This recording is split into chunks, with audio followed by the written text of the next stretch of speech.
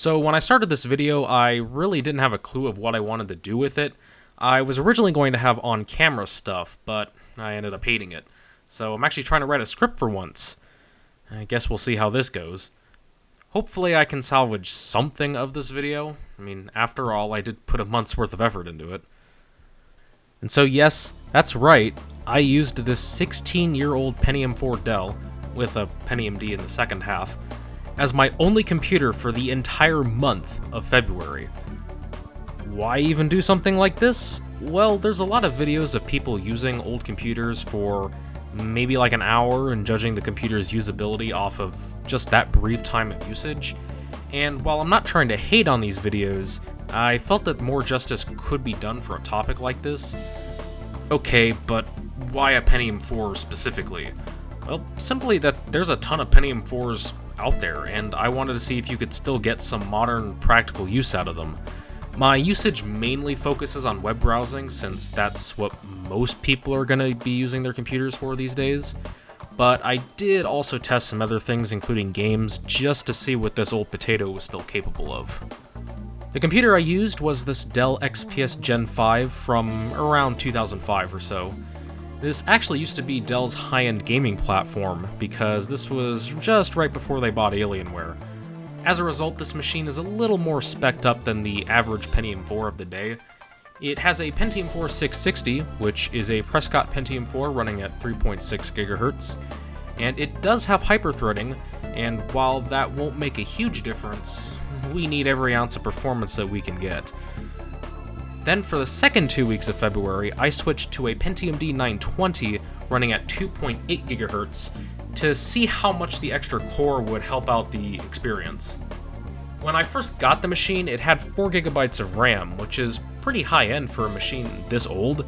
Now, I did get a little crazy and might have upgraded it to 8 GB because I found out the motherboard supported that much.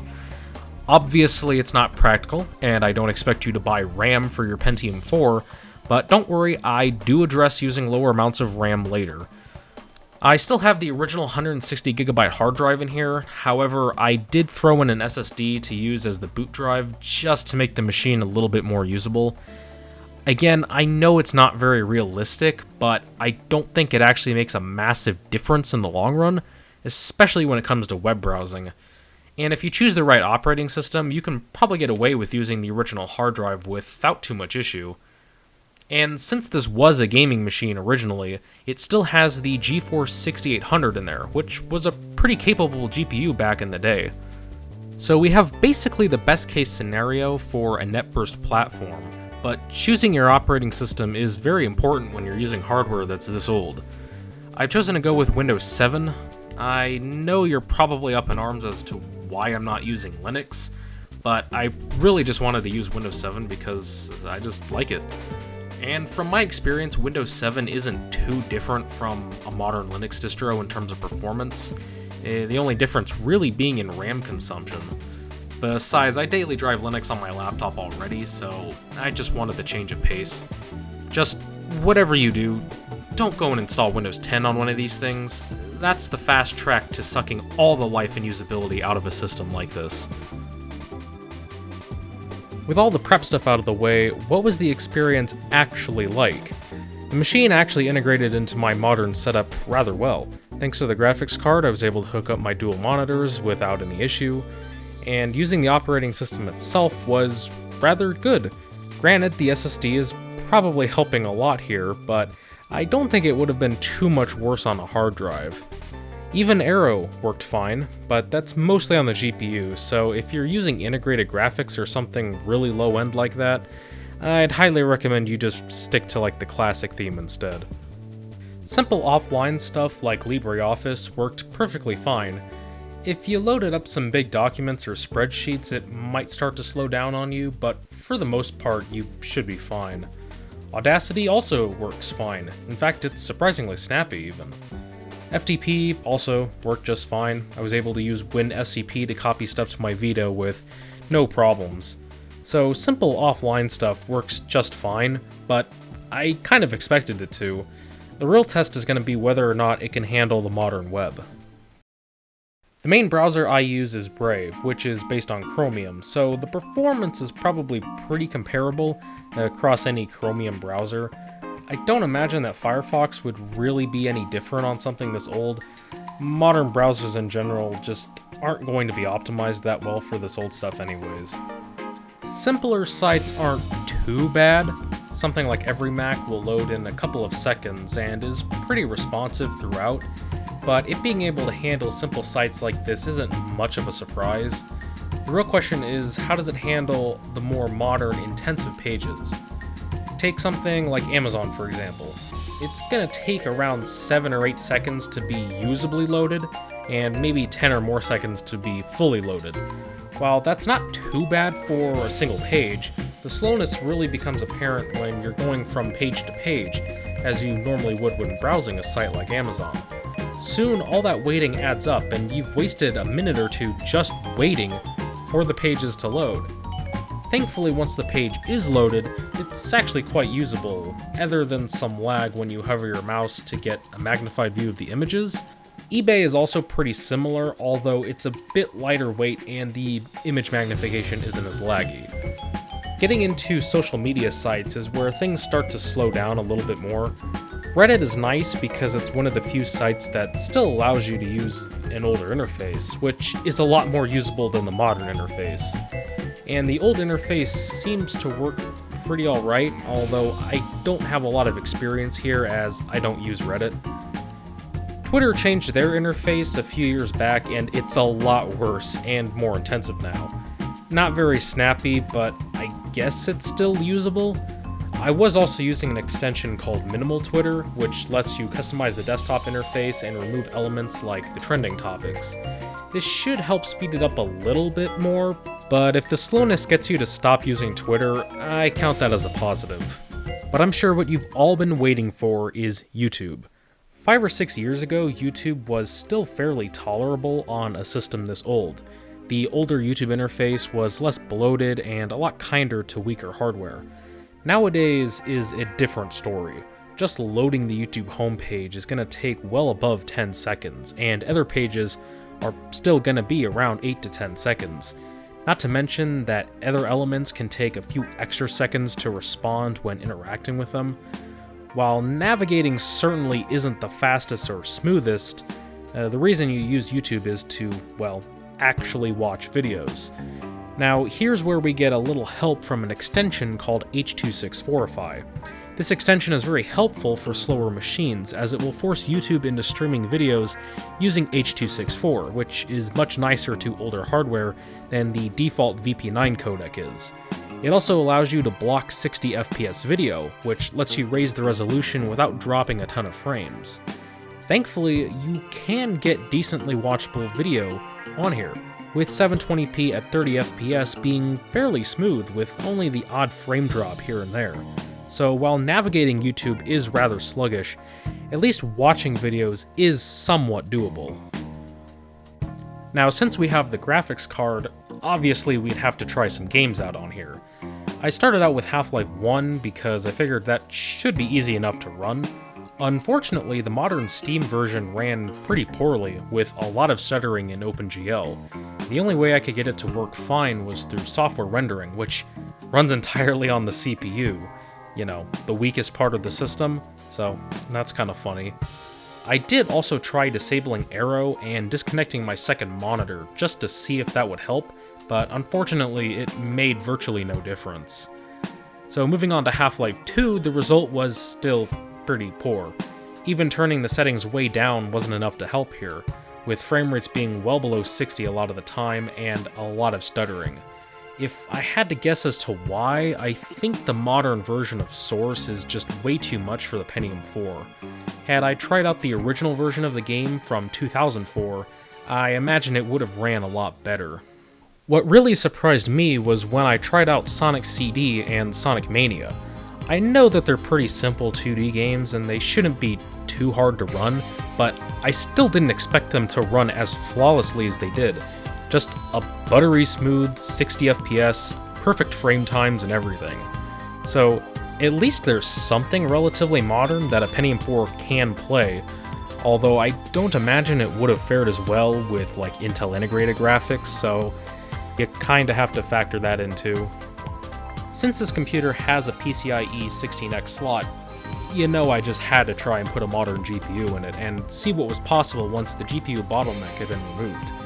I wanted to use my RX 480, except that didn't work for some reason, so I tried my older R7 370, and thankfully that did work. I retried Half-Life 1 and 2 again, but there wasn't really an improvement, so I'm guessing that was a CPU limitation. Stuff that didn't work before, like the Ace Attorney trilogy, was actually quite playable. A few stutters in the animations, but I would say it was completely playable. And Persona 4 Golden also ran better than I expected. Playing with the settings, I was able to get it to run near 60 FPS, and that's even better than the original PS2 and Vita versions. With one caveat though, being that the game was very unstable and loved to crash, so not quite so playable after all. This was obviously just for a little bit of fun. I don't expect you to be able to put such an overpowered card into your Pentium 4, but I can officially say that I've played P4 on a P4. And there was one other thing I did on the Pentium 4 that might surprise a lot of you. You know that video about the PS2 mouse I did just before this one? Well, I might have edited the entire thing on the Pentium 4. Now the main editor I use is DaVinci Resolve, however that didn't work, I'm guessing due to missing extensions on the CPU. So I had to turn to an editor that was a little more basic. That being Windows Live Movie Maker 2012. Not exactly my first choice for a video editor, but it worked surprisingly well once I got used to the weird timeline thing. And if you let it generate proxy clips, which takes forever by the way and hogs all the system resources, meaning the machine is virtually unusable, you can actually edit 1080p video without too much issue. I honestly had more problems with how the editor is designed rather than the performance.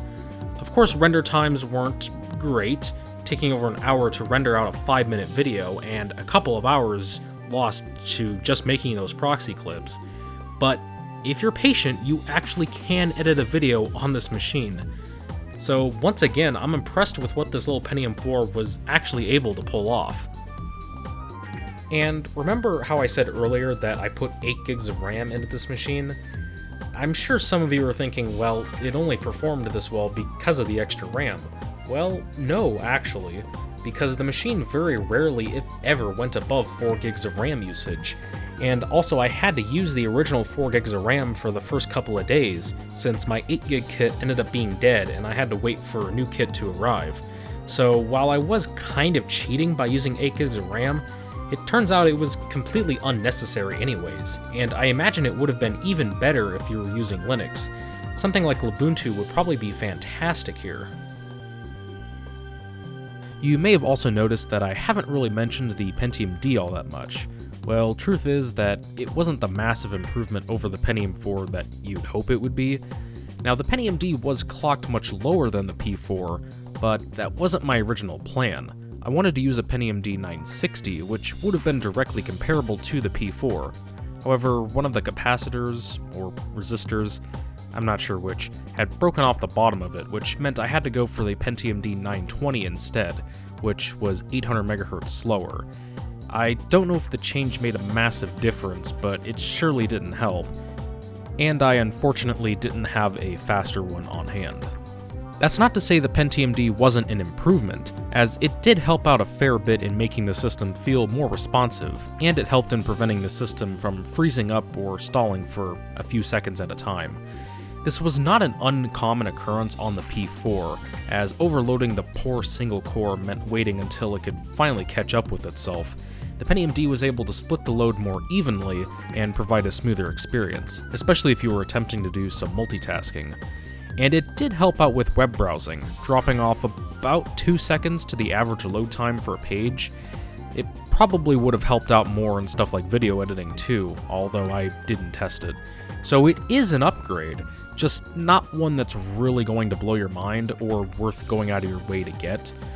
That said, most of the footage you've seen so far, with the exception of the games, was using the Pentium D, so you can make your own conclusions about the performance then.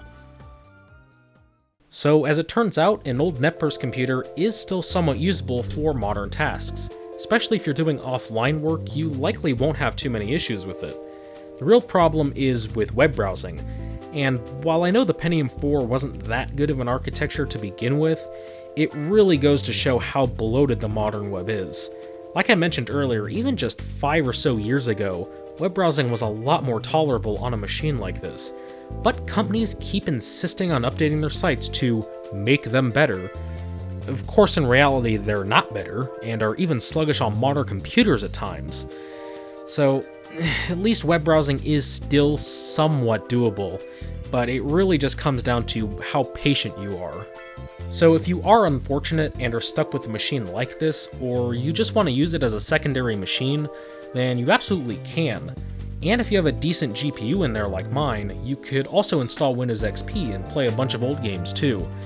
However, if you're going to be using this for modern tasks, my main tip of advice would be to just not bother upgrading it at all. If you're turning it into an XP gaming machine, then throwing in a couple of bucks is fine, but for modern tasks, the upgrades just are not worth it. To upgrade just the RAM and moving to an SSD, you'd be looking at a good $40 at least. At that price, you could easily get some kind of Core 2 Duo machine at a thrift store, and it would be vastly superior in basically every way. I mean, heck, I've even found i5 systems for that price on occasion. You could also just ask people around you and see if they've got any old computers they'd be willing to give you or sell you for cheap that's better than this. The point is that you're much better off spending money on a better machine than you would ever be investing the money into a machine like this. So I hope that you guys maybe found this video educational, or at least enjoyable. After all, I did put over a month into this video, so hopefully someone enjoys it. And I know I don't usually shill for likes or subscriptions or anything like that, but if you enjoyed the video, then maybe share it around with your friends. Who knows, maybe they'll like it too. And to me, that's more valuable than subscriptions or likes anyways. So thank you guys for watching this video, hope you enjoyed it, and I'll see you in the next video.